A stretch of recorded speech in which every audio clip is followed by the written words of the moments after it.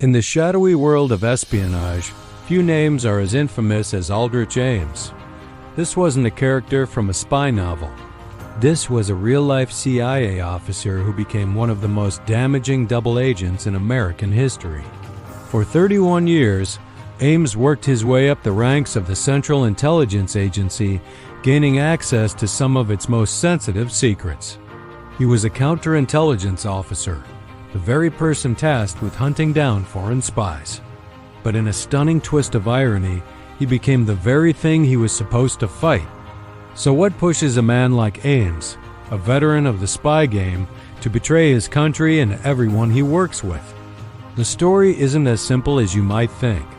It's a complex tale of personal crisis, unrestrained greed, and a staggering level of deception that sent shockwaves through the entire global intelligence community.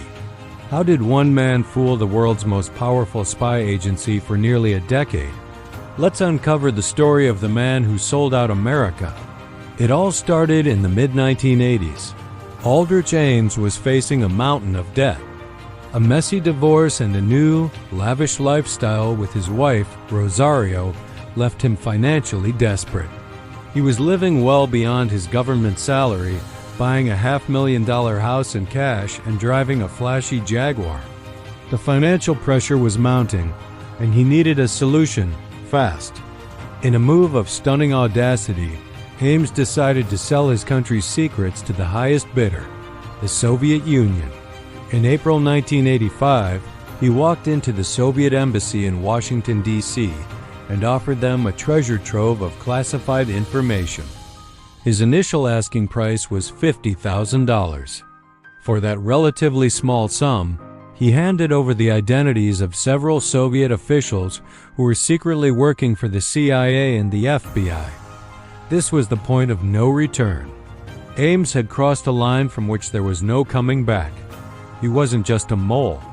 He was a traitor who had just signed the death warrants of his own sources. This single act of betrayal would have devastating consequences that would be felt for years to come. The impact was immediate and catastrophic. One by one, the CIA's most valuable assets inside the Soviet Union began to disappear. These were sources who had provided critical intelligence for years, men and women who risked everything to work with the United States. Suddenly, they just went silent. They were arrested, interrogated, and in at least 10 cases, executed. Within the CIA, panic set in. This wasn't a coincidence. It was a catastrophic intelligence failure of the highest order. An internal investigation was immediately launched, a mole hunt to find the source of the leak. The agency was hemorrhaging its most vital secrets, and they had no idea where the wound was. Meanwhile, Aldrich Ames continued his work at the CIA right under the noses of his colleagues. In perhaps the most chilling part of the story, he was assigned to the very team investigating the disappearances he had caused. It was a terrifying display of nerve and deception. He would sit in meetings, listen to his colleagues debate theories about the lost agents, and even offer his own thoughts, all while knowing full well he was the reason those agents were dead. All the while, the KGB was funneling millions of dollars to him, cementing his new life of luxury, paid for with the lives of others. The CIS mole hunt, codenamed Endless, was a long and frustrating process. For years, investigators chased ghosts and false leads. They looked at every possibility, from a compromised communication system to a Soviet bug hidden somewhere in their Langley headquarters. They even suspected a former agent at one point, but the trail always went cold. Ames, protected by his position and his unassuming, almost bumbling demeanor, remained above suspicion for a shockingly long time. His colleagues saw him as a mediocre, but ultimately harmless officer. Sure, they saw the new Jaguar and the expensive suits, but they rationalized it away. Maybe his wife's family was wealthy, they thought. No one wanted to believe the traitor could be one of their own, working just a few desks away. It was a classic failure of imagination, but a few persistent investigators, particularly Jean Vertifule and Sandy Grimes, started to piece together the puzzle. These two women, part of the mole hunt team, began to notice a disturbing correlation. They found that every time Ames had a documented meeting with his Soviet contacts, a huge sum of money would appear in his bank account the very next day. This financial trail was the one thing he couldn't hide, the thread that would eventually unravel his entire web of lies.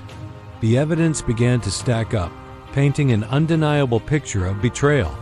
Financial records showed that Ames and his wife had deposited over $1.5 million into their various bank accounts. His official CIA salary was only about $60,000 a year. The numbers simply didn't add up, no matter how you tried to explain them away. The investigators started watching him closely, tracking his every move. They bugged his home, his car, and his office computer. They even secretly searched his trash, where they found damning evidence like a used ribbon from a typewriter.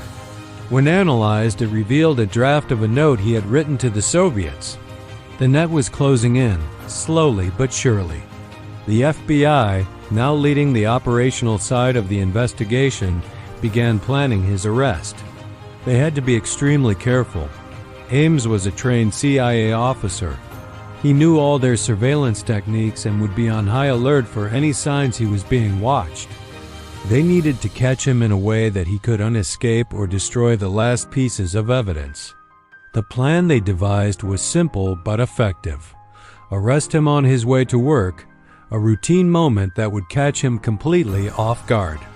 The climax of this long and painful investigation came on the morning of February 21, 1994, as Aldrich Ames left his $500,000 home and got into his Jaguar to drive to CIA headquarters in Langley, Virginia. A team of FBI agents swarmed his car. The game was over. "You're under arrest," an agent told him. According to reports, Ames was completely stunned, his face a mask of disbelief. After 9 years of living a double life, the carefully constructed deception had finally crumbled around him. His wife, Rosario, was arrested at their home shortly after. During the interrogations that followed, Ames confessed to everything. He calmly and methodically detailed 9 years of espionage. He admitted that he had compromised more than 100 intelligence operations and had given up the names of at least a dozen sources who were subsequently executed by the Soviets. He showed little remorse, justifying his actions by cynically saying the United States deserved it, and more to the point, that he simply needed the money.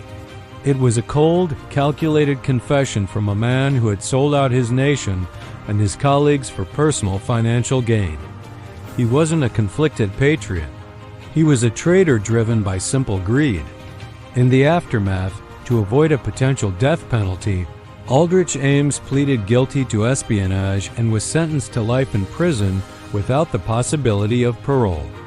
He remains in a federal supermax prison to this day. His wife, Rosario, received a 5-year sentence for her role in the conspiracy, primarily for tax evasion and for helping her husband hide the money.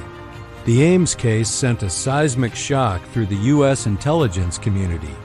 How could a man operate as a double agent for so long, completely undetected, from within the very heart of the CIA? The scandal exposed deep, systemic flaws in the agency's security protocols and a culture of trust that Ames had exploited masterfully. As a result, the CIA was forced to re-evaluate everything: its internal security procedures, its methods for vetting employees, and its entire counterintelligence apparatus. It was a painful, humiliating, but ultimately necessary lesson.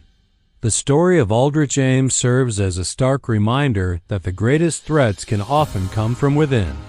It's a chilling chapter in the history of espionage, a cautionary tale of how personal failings, moral compromises, and pure greed can lead to catastrophic betrayal on a global scale. Thank you for watching. If you found this story as fascinating as we did, please hit that like button and subscribe to our channel for more deep dives into history's most compelling events. We'll see you next time